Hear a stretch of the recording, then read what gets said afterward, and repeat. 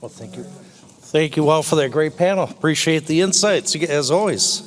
Next, I'd like to introduce Jeff Bortniker with Maxsum Environmental. Jeff is the CEO and founder of Maxsum Environmental. And Jeff has been the driving force in the environmental markets since 2005. Please welcome Jeff Bortniker. If you got more slides. No slides. I don't need slides. Well, I got to tell you, it's really nice to see so many new faces here. But for me, it's more warming to see the old faces because it says they're still in business. And that's the hardest part, as most of us know, is to stay in business.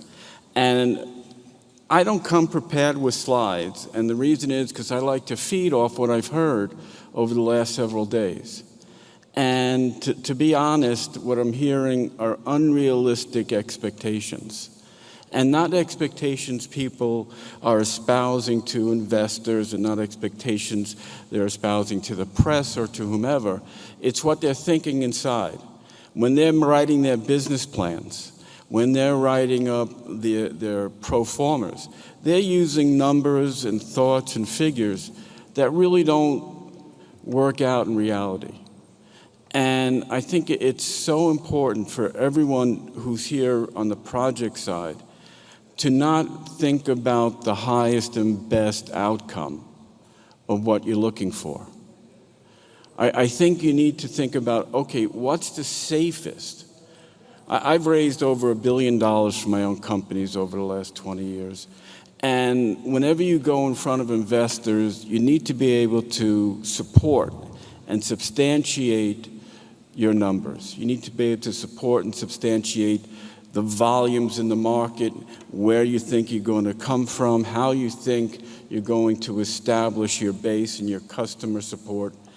And if you're giving numbers, and we finance, and we've looked at a lot of projects, and the first thing I'll say is, how do you support these numbers? How do you come up with these figures? And the answers I get are soft answers. They're not database points, they're not factual. And from my perspective, I want everyone here to succeed. I'm a biochar project developer, and I'd like to have 100 competitors in this market. If we're emerging as a market, we need to be trustworthy as a market. People need to look at us and say, wow, the carbon credits coming out of this market, they're the best because you can track them, they're verifiable, they're scientific.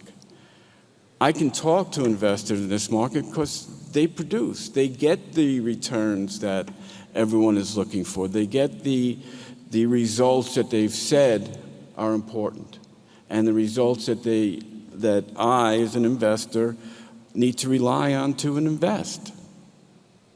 And I've made this mistake in my first several projects. I've overestimated what people will pay for the biochar. I've overestimated how easy I thought it would be to get a biochar long-term contract. Well, as everyone knows, that's not so easy. I've made the mistake of thinking, well, feedstock could be free. Well, in some places it's free. In some places you get a tipping fee. But I decided not to put my location there. Well, in that location, I need to pay. So my thesis might have been wrong from the beginning. And as someone who's been on the investing side, I had my first environmental asset private equity company in 2005. Raised hundreds of millions of dollars to do terrestrial carbon sequestration, forestry, reforestation, old growth forest protection. And back then, nobody knew what forest credits were all about, and they didn't trust it.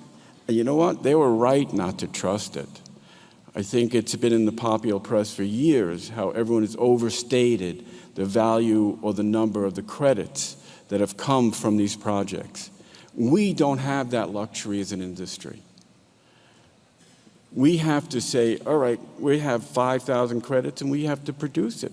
And that's where the MRV comes in, and that's why I think this industry is better than every other industry I've looked at.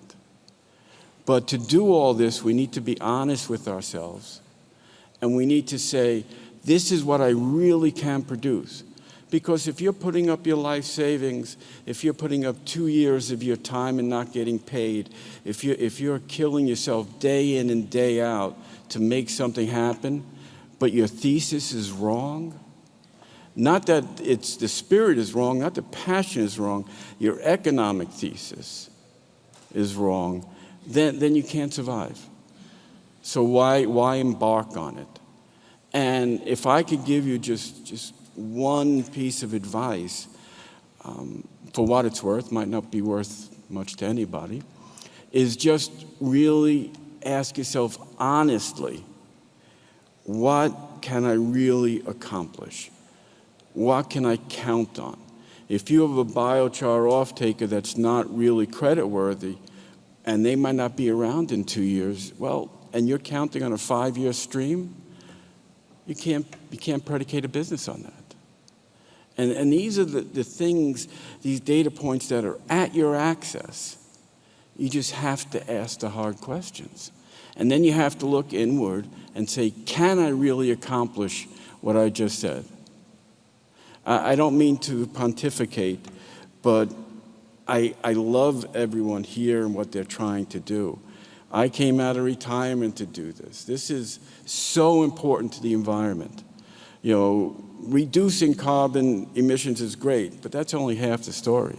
Without folks like us taking the carbon that's there out of the environment, we have no chance. And it's our industry that needs to come to the fore, and it's our industry that needs to show the way. But we can't do that unless we're trustworthy and reliable.